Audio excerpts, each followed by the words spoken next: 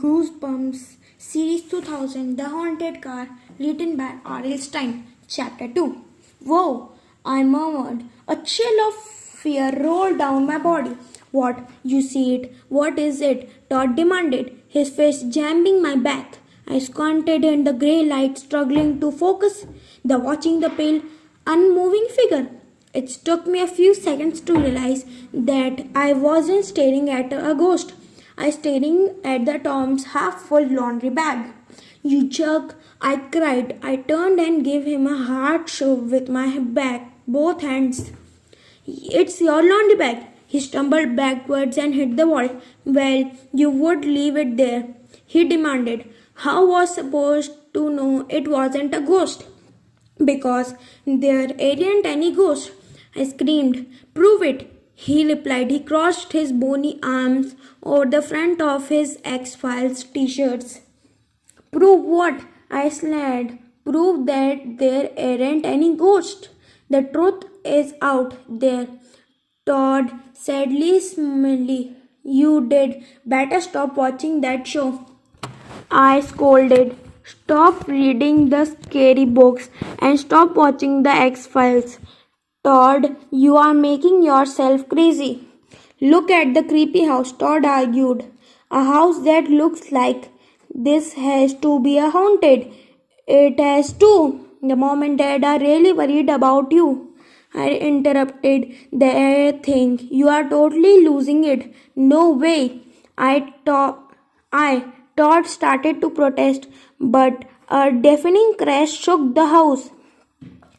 Todd and I both jumped and cried out.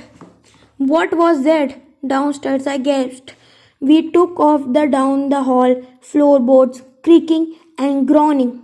I reached the stairs first and started down, leaning hard on the banister, taking the stairs two at a time.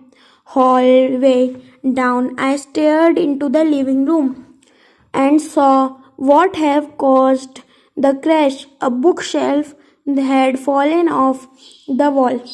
The bookshelf that just built last weekend. It had toppled over onto our couch. Books and framed photos and flower vases had spilled across the floor. Was it? What happened? Todd came barely down the stairs so fast he bumped into me. I grabbed the railing to keep from tumbling the rest of the way down. Look out, I growled. It's just that bookshelf. Squeezing the banister with both hands, Todd leaned towards and stared into the living room. That's just the kind of thing ghosts would do, he declared. I turned to him. Excuse me, ghosts and always do mischief, he explained, his eyes on fallen bookshelf. A ghost did that. Mitchell, I know it. I ground and rolled my eyes. Todd, you are crazy, I replied through I gritted teeth. You know, it wasn't a ghost. You know, it has a dead fault. Has Dad ever built a bookshelf that stayed on the wall for more than a week? I heard that, a voice cried. Dad lumbered into the room, wiping his hands with a towel. I guessed he'd been working on some project in the basement since his hands were smeared and grease and two of the fingers were cut. He wore baggy paint-stained jeans and an old white t-shirt with several buttons missing. The front of the t-shirt was smeared and greased. He brushed his straight brown hair off his forehead and stared at the fallen bookshelf, shaking his head. Wrong bracelets, he muttered to himself. Todd thought it was a ghost, I snitched. Still wiping his hands, Dad turned to us on the stairway. No, I used the wrong brackets, he said. Todd, you were really got to stop seeing ghosts everywhere you look. Okay, Dad, Todd replied quickly. He never wants to argue with Dad. Dad has a bad temper and Dog hates to be yelled at. I will try. Dad gazed at Todd for a long moment.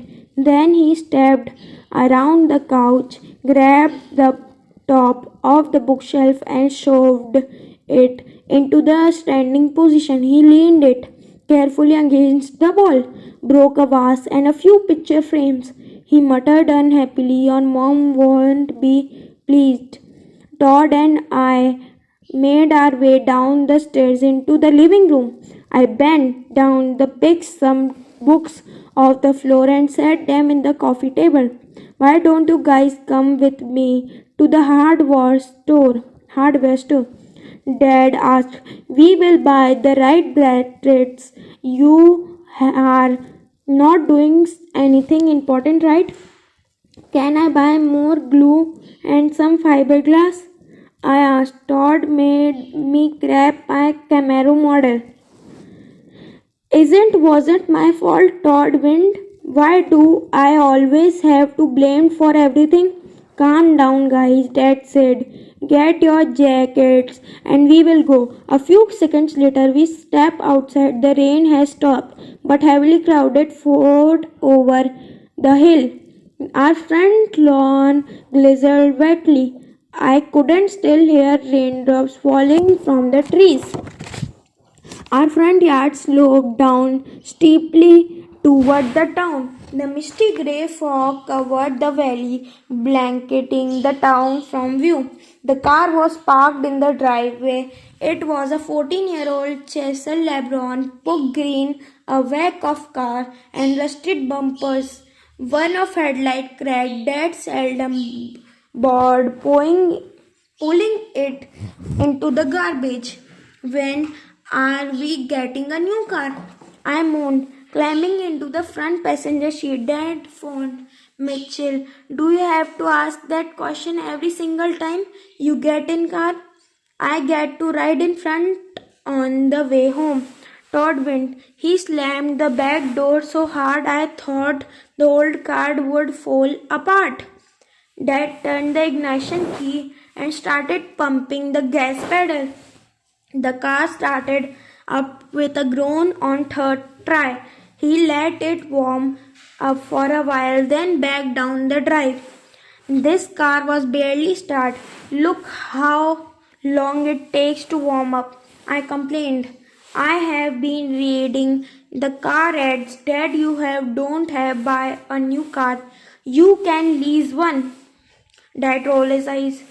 "I don't want a new car," he replied through gritted teeth. "I take really good care of car. He drives just fine."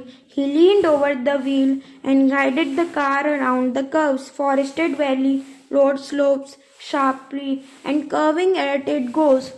Down into the valley below, grey fog billowed around us. We rolled over. The dad switched the headlights, but they didn't help much. The dog reflected the light back onto the car.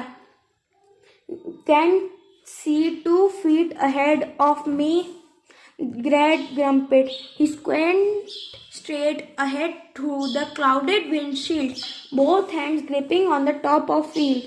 "Hey!" He uttered a sharp cry. His foot started pumping hard and down. His mouth dropped open. His face beamed bright red. "Dad, what's wrong?" I cried. He didn't reply. He pumped his foot frantically. The car picked up the speed, rolling down the hill, faster, bouncing, shooting through the thick fog. "No brakes!" Dad cried. "I don't believe it! No brakes!"